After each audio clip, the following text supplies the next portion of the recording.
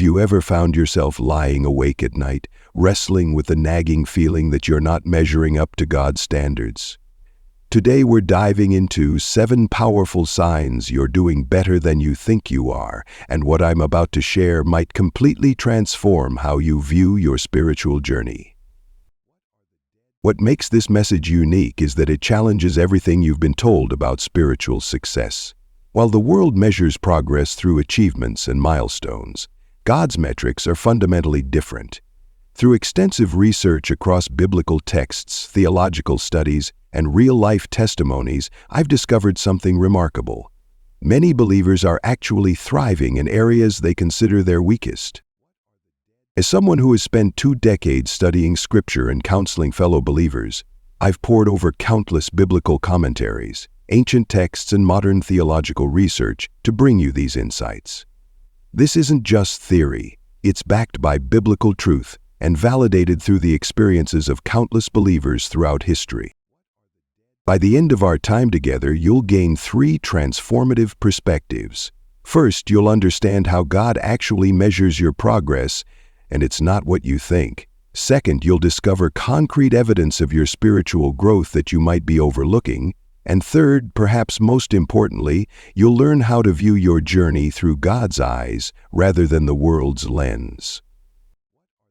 What we're about to explore isn't just another feel-good message, it's a biblical framework for understanding your true progress in faith. Stay with me, because if you've ever doubted whether you're doing enough in your spiritual walk, this message was specifically crafted for you. Let's begin by understanding how God's perspective drastically differs from our own self-assessment, and why this difference changes everything about how we view our spiritual journey. Part 1. Understanding God's metrics versus world's standard. Imagine Jerusalem around 1000 BC. A young shepherd boy named David stands before King Saul, volunteering to face the mighty Philistine warrior Goliath. The scene is thick with tension. On one side, a 9-foot-tall, battle-hardened champion adorned in bronze armor, wielding weapons that weigh more than David himself. On the other, a young shepherd, clutching only a sling and 5 smooth stones. By every worldly measure, this was a mismatch of epic proportions. The court officials whispered their doubts, warriors shook their heads, and even David's own brothers questioned his judgment. After all, in the world's eyes, success was measured by physical strength, military experience, and impressive armor, none of. But here's where God's metrics reveal themselves in a fascinating way. While everyone focused on David's physical inadequacies, God saw something entirely different. In 1 Samuel 16:7, we find this profound truth. The Lord does not look at the things people look at. People look at the outward appearance, but the Lord looks at the heart. This principle wasn't just true for David, it echoes throughout biblical history. Consider Moses, who struggled with speech impediments, yet became God's chosen spokesman. Remember Peter, an uneducated fisherman who became the rock upon which Christ built his church. These weren't just historical anomalies, they were divine object lessons about how God measures success. In today's world, we're bombarded with metrics of success that feel overwhelming. Social media likes, career achievements, financial milestones, even church attendance numbers. We've created a complex scoring system that often leaves us feeling perpetually inadequate. It's like we're carrying around an invisible scorecard, constantly marking ourselves against impossible standards. But here's the revolutionary truth. God's measuring stick looks nothing like ours. Think about the widow who gave 2 small coins at the temple. By worldly standards, her contribution was negligible. Yet Jesus declared she had given more than all the wealthy donors combined, because he measured the heart behind the gift, not its monetary value. This divine perspective transforms everything. When we feel like we're falling short because our prayers aren't eloquent enough, God sees the sincere whisper of a child reaching out to their father. When we think our faith is too small because we're struggling with doubts, God sees the courage it takes to keep believing despite those doubts. The story of David and Goliath wasn't just about an underdog victory, it was God's dramatic demonstration that his metrics are fundamentally different from ours. David's success wasn't measured by his armor. He had none. His experience, minimal, or his weapons, practically nothing. It was measured by his faith, his courage, and his willingness to step forward when everyone else stepped back. This brings us to a crucial understanding. What if our feelings of inadequacy stem not from actual failure, but from measuring ourselves against the wrong standards? What if, in God's eyes, we're actually succeeding in ways we've never recognized? As we transition into exploring the 7 powerful signs that you're doing better than you think, remember David's story. Remember that moment when everyone else saw impossibility, but God saw victory. Because just as God saw potential in a shepherd boy that no one else recognized, He might be seeing success in your journey that you haven't yet recognized. Let's explore these signs together, and perhaps you'll discover that, like David, you're measuring your progress with the wrong measuring stick.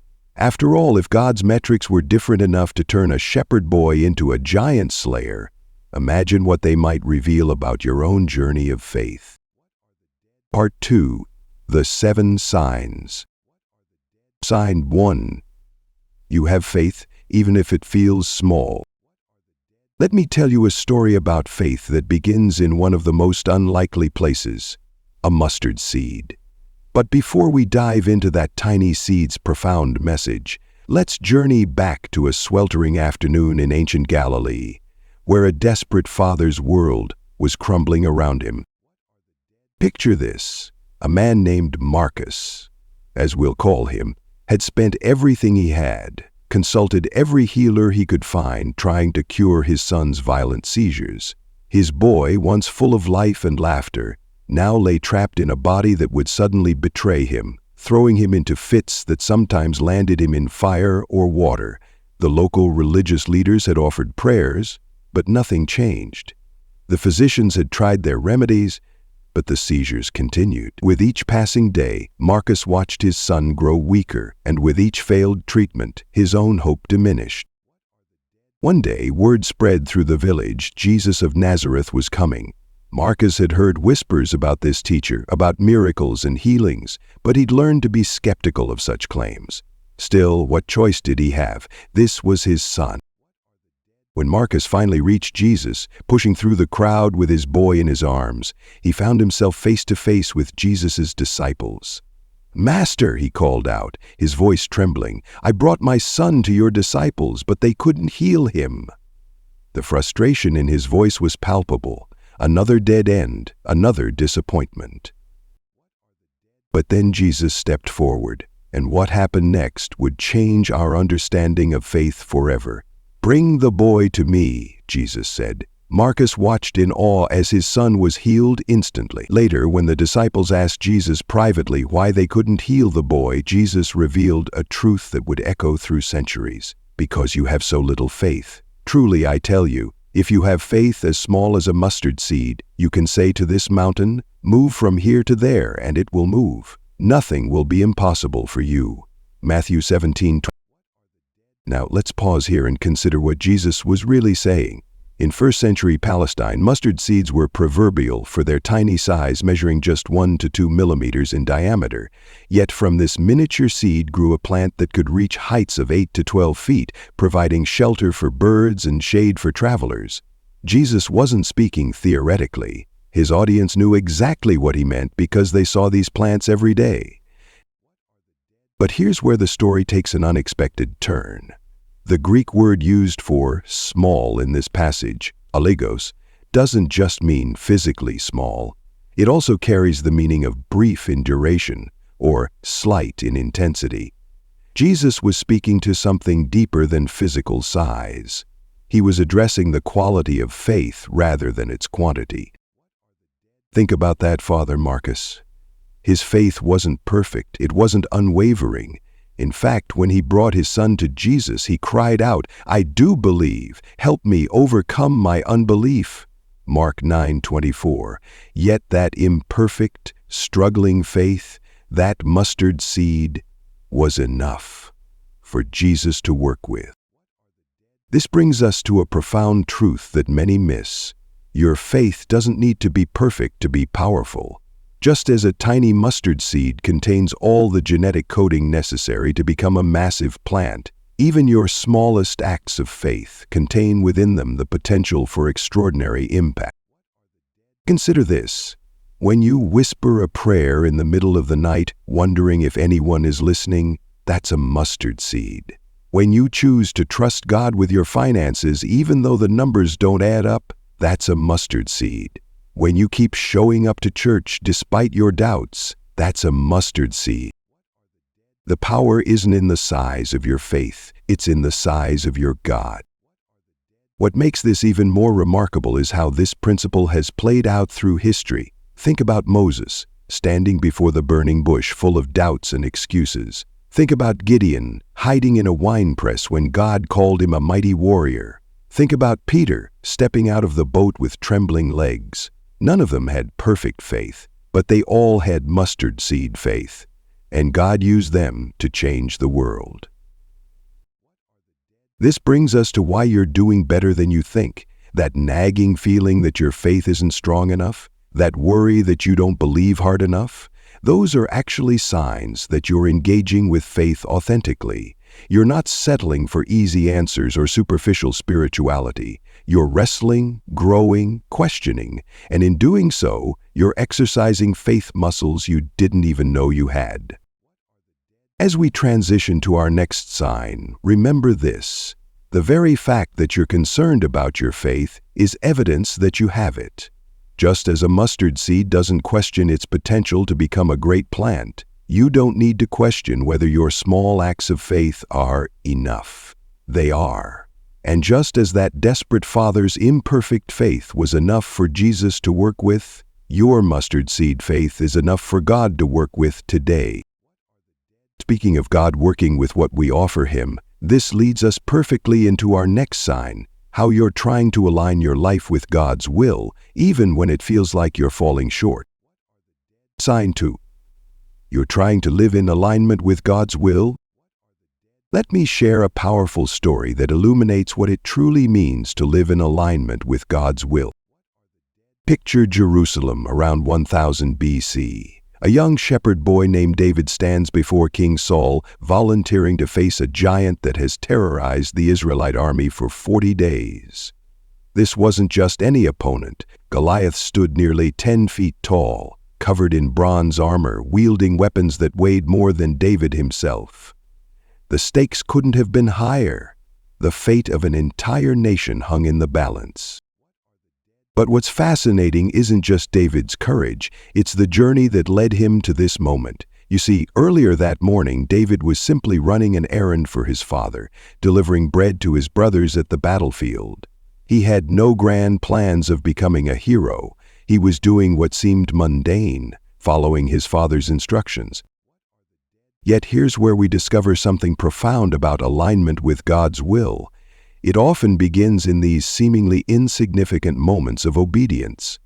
David wasn't trying to orchestrate his destiny. He was simply being faithful in the small things, tending his sheep, practicing his slingshot, writing psalms in the quietness of the fields. The biblical account gives us an intimate glimpse into David's mindset. When King Saul questions his ability to fight, David doesn't boast about his own strength. Instead, he recounts how God helped him protect his sheep from lions and bears. His response reveals a pattern of trust built through countless unseen moments. The Lord who rescued me from the paw of the lion and the paw of the bear will rescue me from the hand of this Philistine. But here's what makes this story particularly relevant to our discussion of alignment with God's will. David refused the king's armor. Imagine the scene. The king's finest bronze armor, tested in countless battles, being offered to this young shepherd. Most would have jumped at the chance to wear such protection. But David knew something crucial about alignment. It's not about conforming to others' expectations or relying on human solutions. He chose instead to go with what he knew, what God had prepared him for through years of quiet practice. The climax of this story isn't just in David's victory over Goliath. It's in the revelation that alignment with God's will isn't about dramatic moments of spiritual heroism. It's about the daily choices to trust God's guidance, even when it doesn't make sense to others. David's seemingly foolish decision to face a giant with just a sling and 5 stones wasn't reckless. It was the culmination of years of walking in alignment with God's preparation. This brings us to a crucial understanding. Living in alignment with God's will isn't about having everything figured out. It's about being willing to trust God's direction, even when it contradicts conventional wisdom. David's story teaches us that alignment often looks like simple obedience in our daily lives, staying faithful in our current responsibilities while remaining open to God's larger purposes. The aftermath of David's victory reveals another profound truth about alignment. After defeating Goliath, David didn't seize power or demand recognition. He continued serving, even playing music to soothe King Saul's troubled spirit. This shows us that true alignment with God's will isn't about achieving our own ambitions. It's about remaining faithful to God's calling, whatever that might look like in each season. As we transition to our next sign, consider this. Just as David's alignment with God's will was demonstrated through both ordinary moments and extraordinary challenges, your own journey of alignment might not look like what you expect. The small acts of obedience, the daily decisions to trust God, the willingness to stay faithful in your current season, these are all powerful indicators that you're walking in alignment with God's will, even if you don't feel particularly spiritual or successful by worldly standards. Speaking of walking in alignment with God's will, one of the most tangible ways this manifests in our lives is through how we treat others, which leads us to our next powerful sign. Sign 3. You care about others. Let me share a powerful story about caring for others that reveals a profound truth about your spiritual journey. Imagine a bustling street in first-century Jerusalem. The sun beats down mercilessly as travelers hurry along the dangerous road from Jerusalem to Jericho. This wasn't just any road. It was notorious, nicknamed the Way of Blood because of frequent robberies and attacks. People would hurry through, avoiding eye contact, clutching their belongings close. On this particular day, a man lies bleeding on the roadside. His clothes are torn, his possessions stolen, his body broken from a brutal attack. The dust from passing travelers settles on his wounds. He's barely conscious, but he can make out the sound of approaching footsteps. First comes a priest, a religious leader, someone who should embody God's love. The injured man's hope rises, but the priest crosses to the other side, averting his eyes. His religious duties, he reasons, cannot be compromised by touching what might be a dead body. The man's hope dims. Then approaches a Levite, another religious official. Surely he will help. But he too passes by, perhaps fearing the same robbers might return, perhaps concerned about ritual impurity. The man's hope fades further. But then comes an unexpected hero, a Samaritan. Now, to understand the shock of this moment, you need to know that Samaritans and Jews were bitter enemies. Centuries of religious and cultural hatred divided them. Jews would cross the street to avoid a Samaritan's shadow touching them. They were considered worse than pagans. Yet this Samaritan stops. He kneels in the dust beside the beaten man. His hands, gentle despite their roughness from travel, clean the wounds with wine, his own precious supply. He uses his own oil, expensive and valuable, to soothe the injuries. He tears his own clothes for bandages.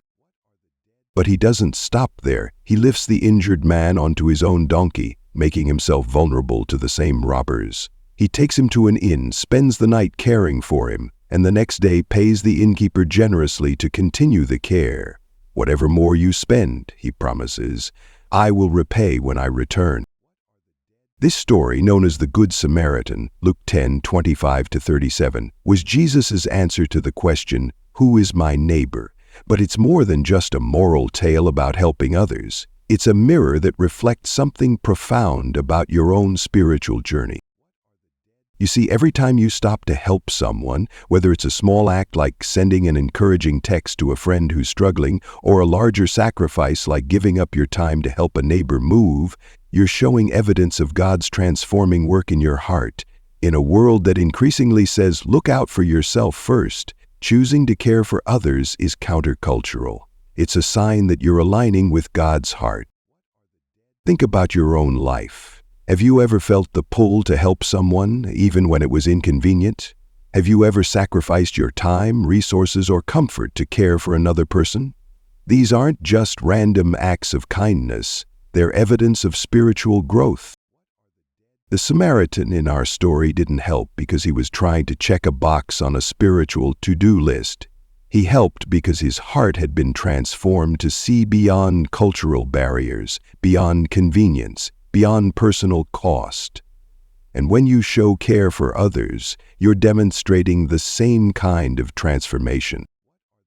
This brings us to a profound realization. Caring for others isn't just something we do, it's evidence of who we're becoming.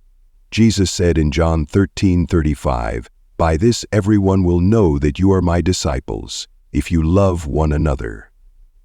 Your acts of care and compassion, no matter how small they might seem to you, are visible signs that you're doing better than you think in your spiritual journey.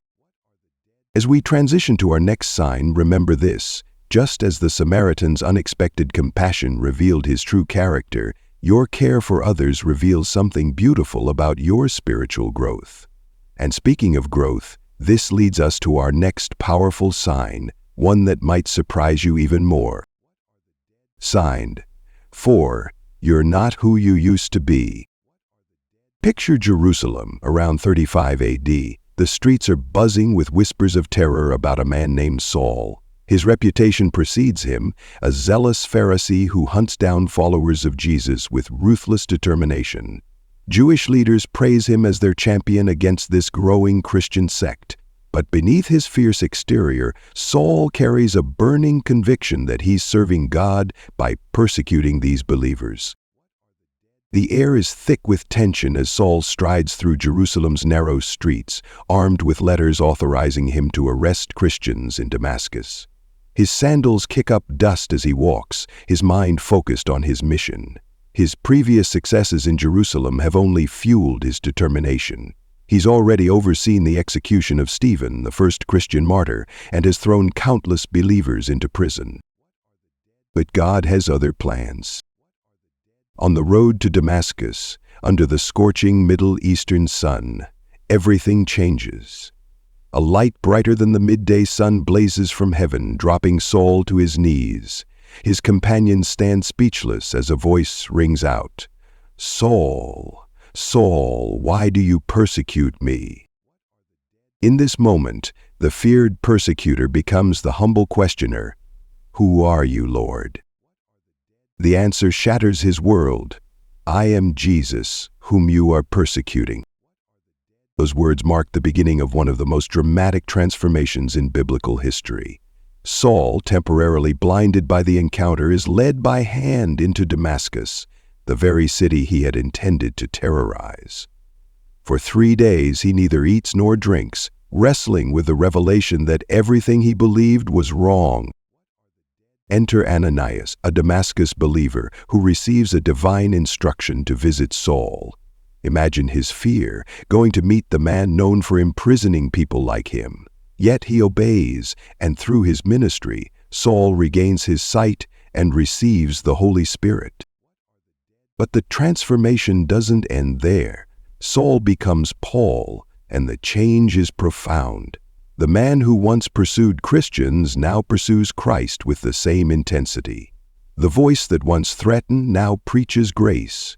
The hands that once carried arrest warrants now pen letters of encouragement that become much of our New Testament. In his letter to the Philippians, written years later, Paul reflects on this transformation. "But whatever were gains to me, I now consider loss for the sake of Christ." The learned Pharisee who once prided himself on his religious credentials now counts them as worthless compared to knowing Jesus.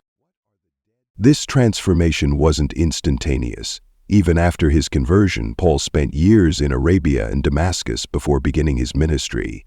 He faced opposition from suspicious Christians who remembered his violent past and from his former allies who viewed him as a traitor. Yet through it all, the change in him was undeniable. Here's why this matters for you today. Paul's story isn't just about dramatic conversion, it's about ongoing transformation. In his letters, he often uses the present tense when talking about change. I am being transformed. I press on. I am becoming. This reveals a crucial truth. Transformation is both a moment and a process. You might be looking at your life thinking nothing has changed, but like Paul, your transformation isn't measured by a single moment. It's seen in the small choices you make each day, in the patience you show when you used to react in anger, in the forgiveness you offer when you used to hold grudges, in the hope you hold onto when you used to give up. As we transition to our next sign about seeking peace amidst chaos, remember this. Paul's transformation teaches us that God doesn't just change our direction, He changes our very nature. The question isn't whether you've arrived at perfection, it's whether you're still on the journey of becoming more like Christ. Your story might not be as dramatic as Paul's, but the God who transformed him is the same God working in your life today. Every step away from who you used to be is evidence of His faithful work in you, leading us perfectly into our next sign about finding peace in life's storms. Sign, you seek peace amidst chaos. Picture this. A small fishing boat rocks violently on the Sea of Galilee as darkness engulfs the horizon. The year is approximately 30 AD, and what started as a routine crossing has transformed into a nightmare for 12 experienced fishermen. These weren't just any fishermen. They were Jesus' chosen disciples, men who had witnessed extraordinary miracles and walked alongside the Son of God Himself.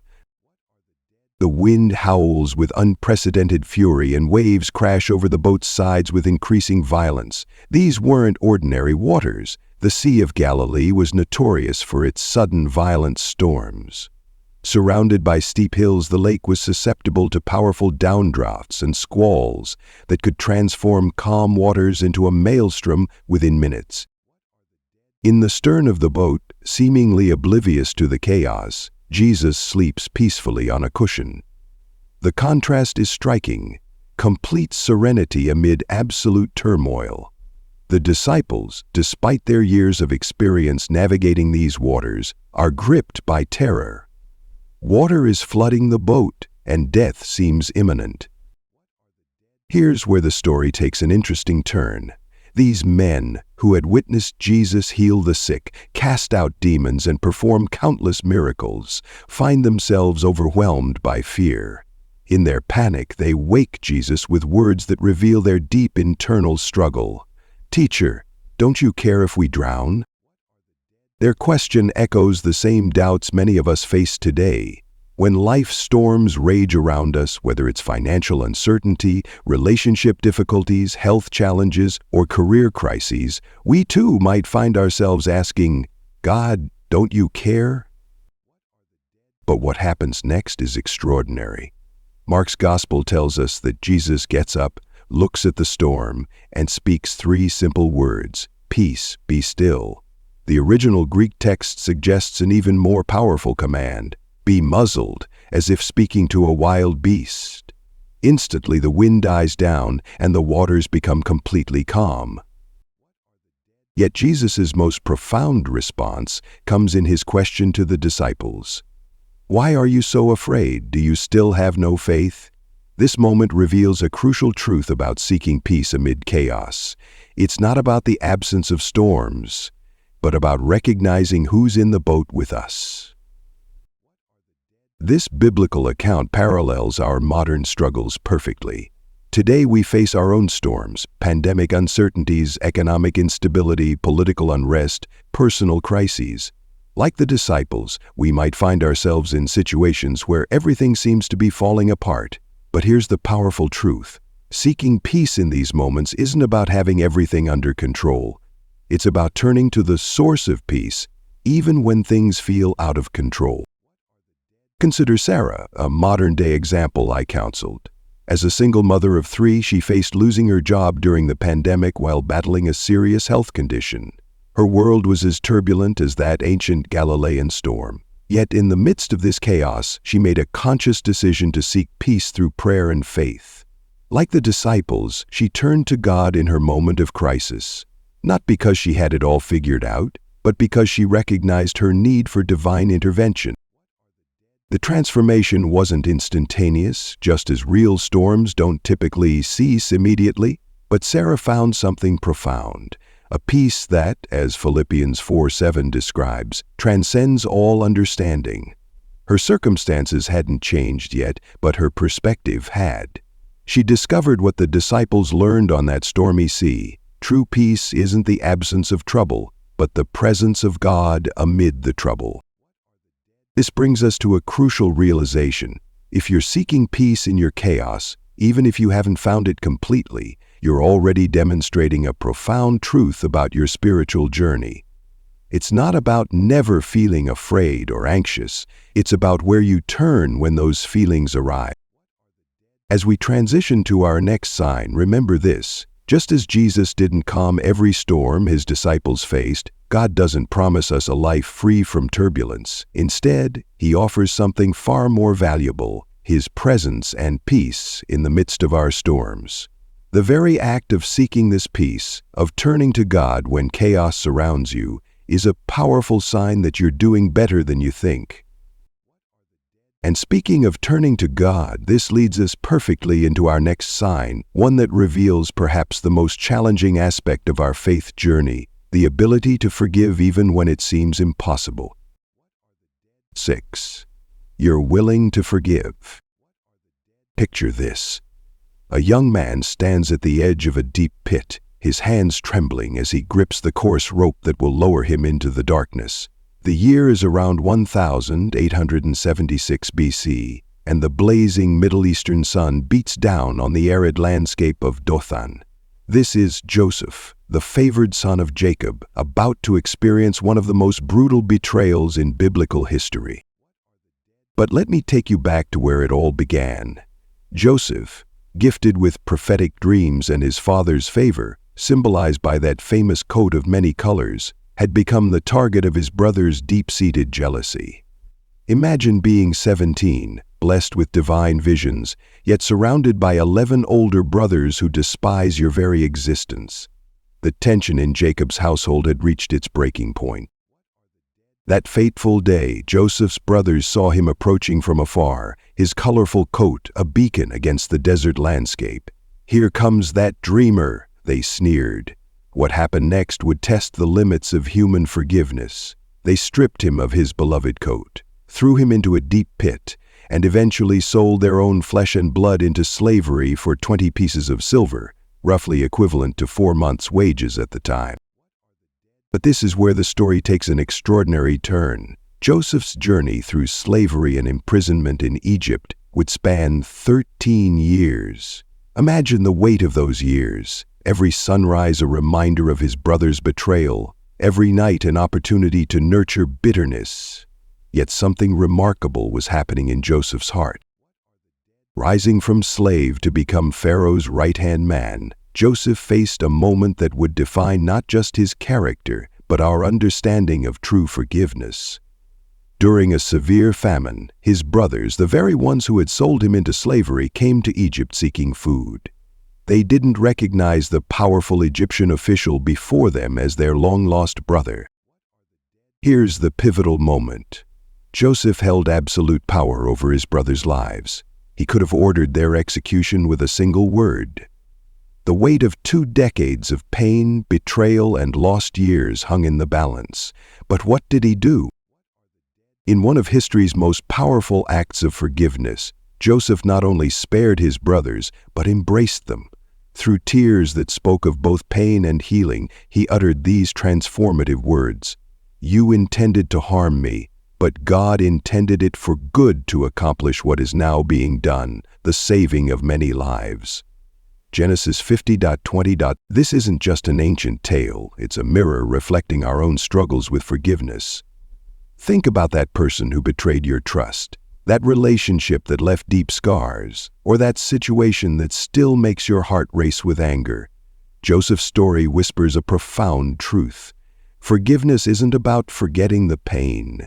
It's about choosing to see God's bigger picture. The power of Joseph's forgiveness didn't just heal his own heart, it preserved the future lineage of Israel through which the Messiah would eventually come. His personal choice to forgive had implications that would echo through thousands of years of human history. Today, when you choose to forgive, even when it feels impossible, even when the wound is still fresh, you're not just releasing others from their debt to you. You're participating in a divine pattern that transforms both the forgiver and the forgiven.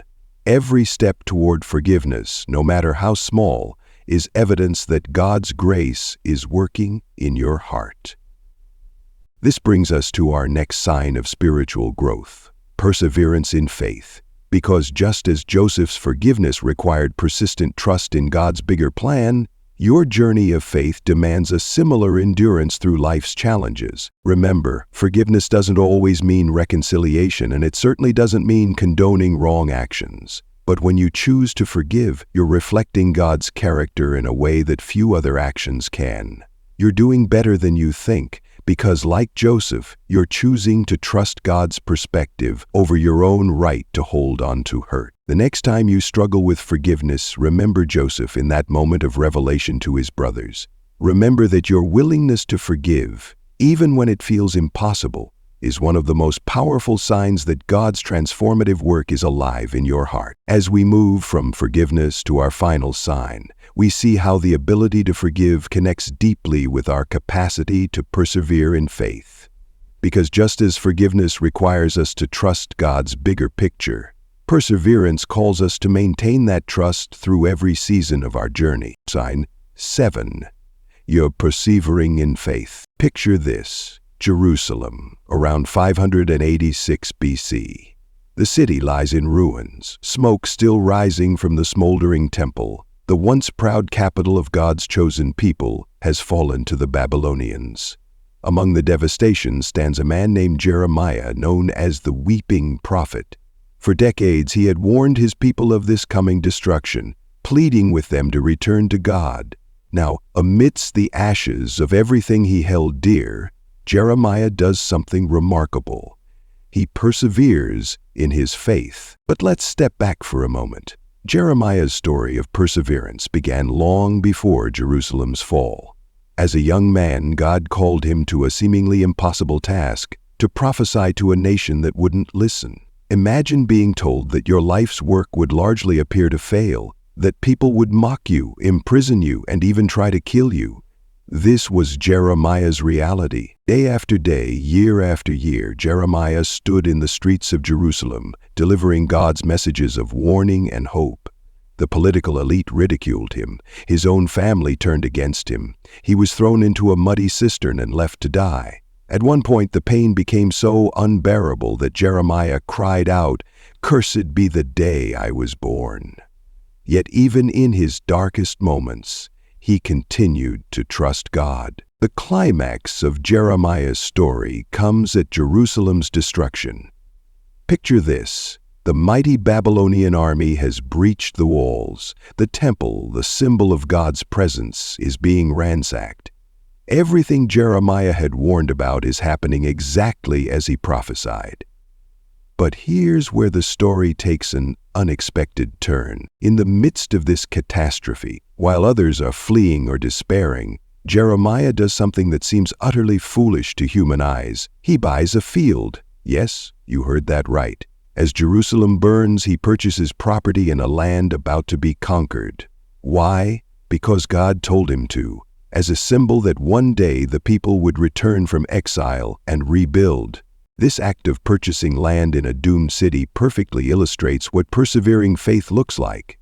It's not about feeling strong or certain. It's about continuing to trust God, even when everything around you suggests that trust is foolish. But Jeremiah's story doesn't stand alone in Scripture.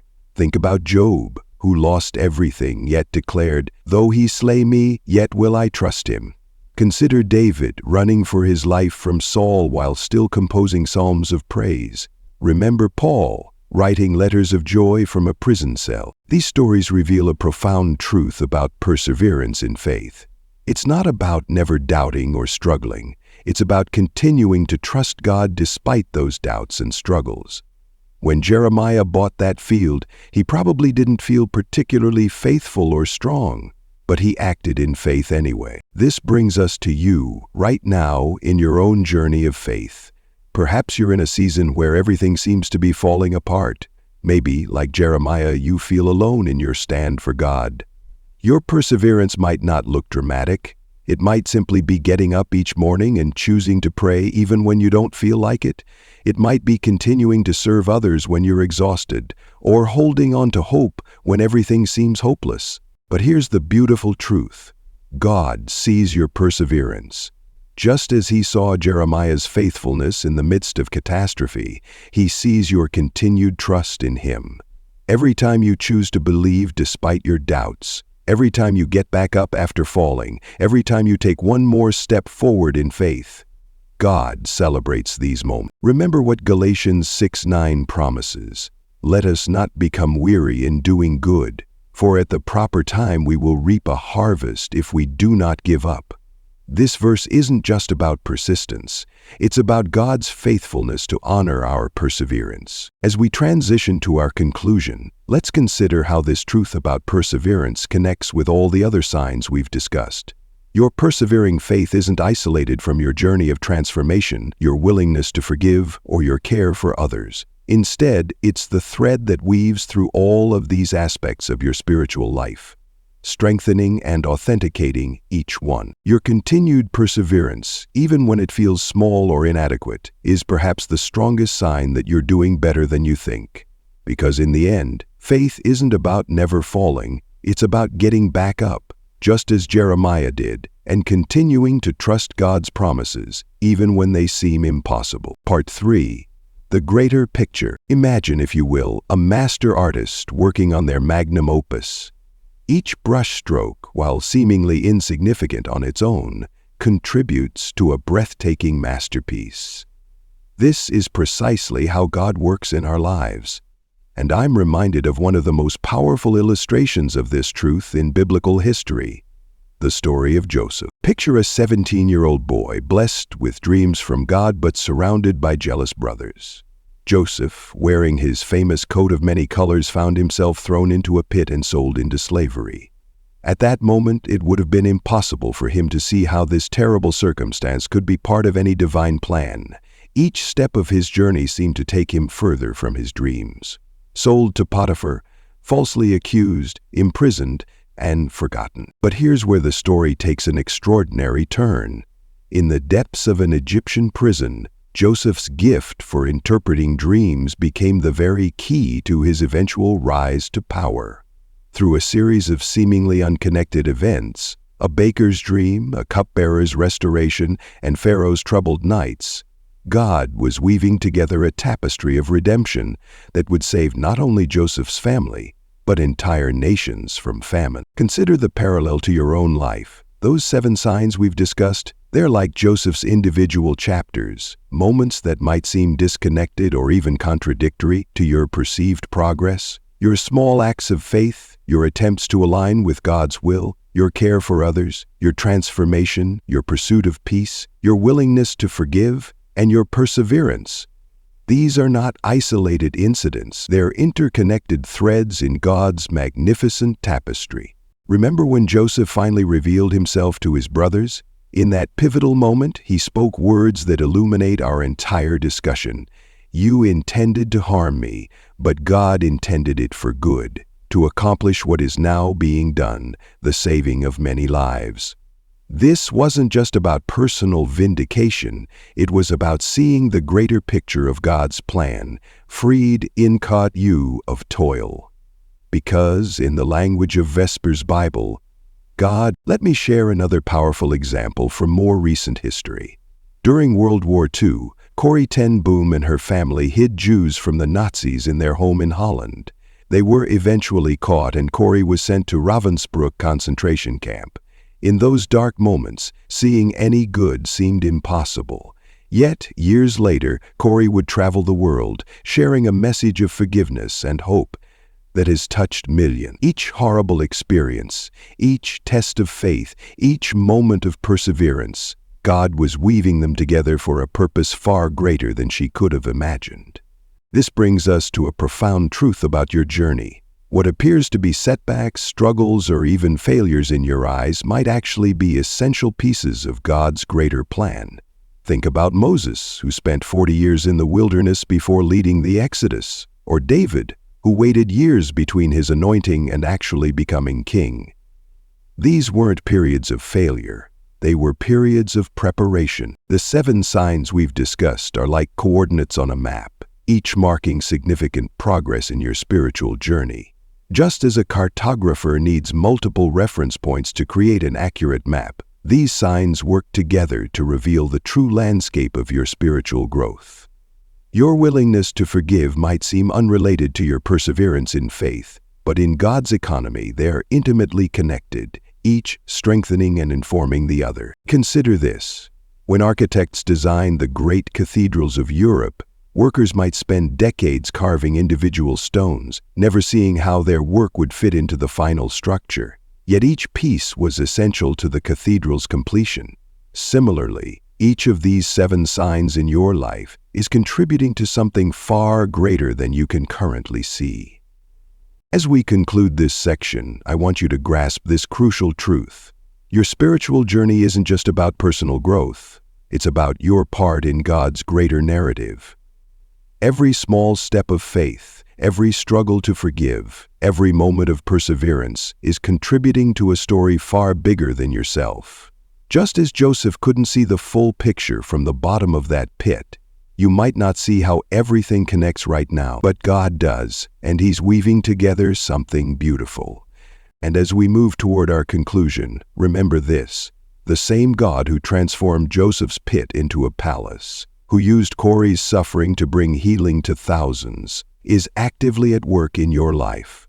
Your story isn't finished yet, and these 7 signs are just the beginning of understanding the magnificent work God is doing in and through you. As we prepare to wrap up our time together, let's look at how you can practically apply these insights to your daily walk with God and understand the specific steps you can take to build upon these 7 powerful signs in your life. Conclusion: embracing your progress. Let me share a powerful story that perfectly encapsulates our journey through these 7 signs.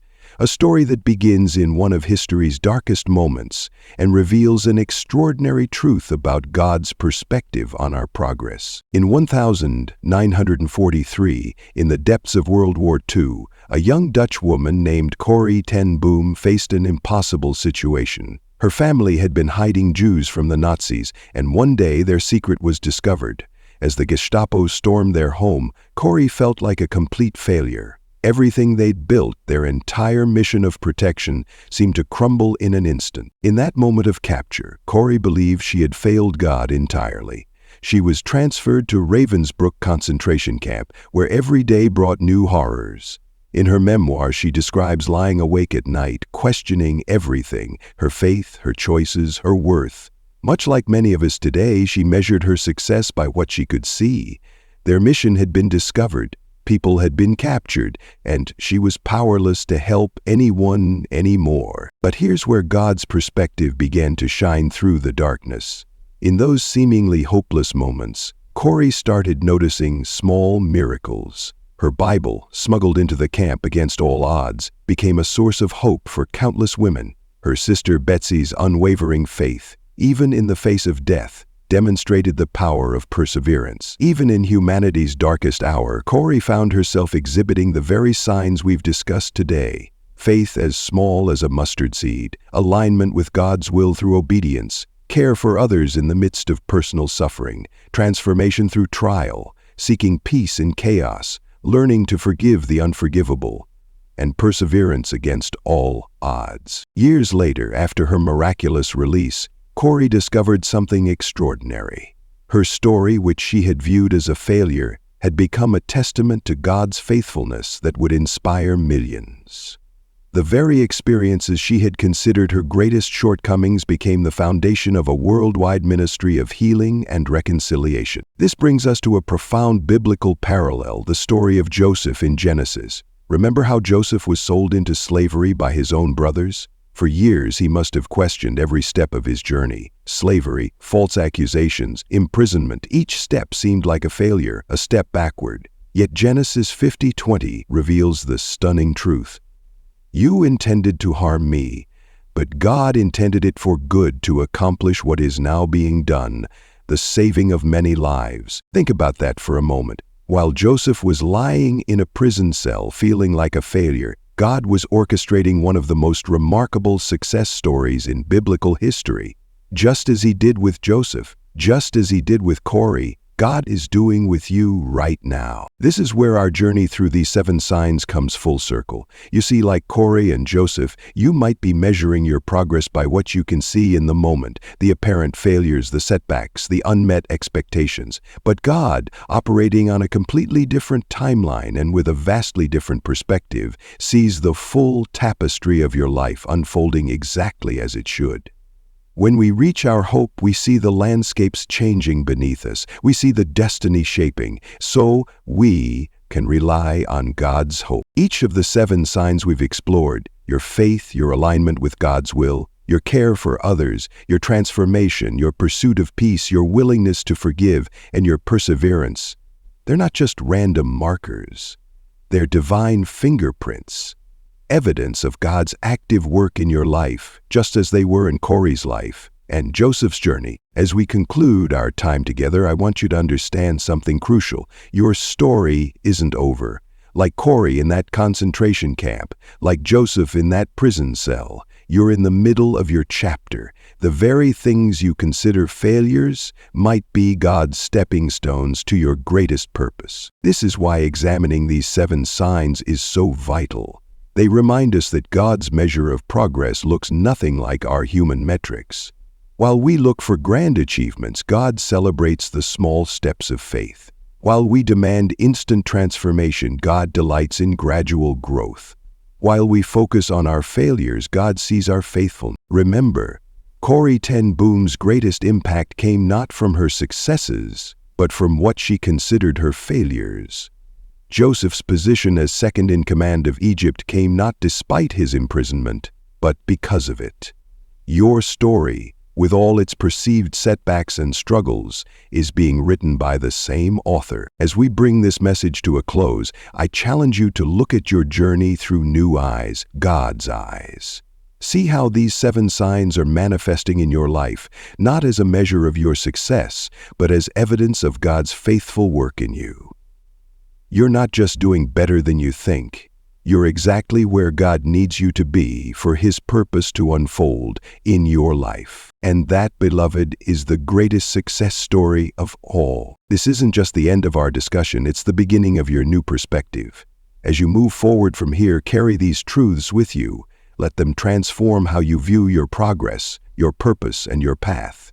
Because just like Corey and Joseph, your story is still being written, and God isn't finished with you yet.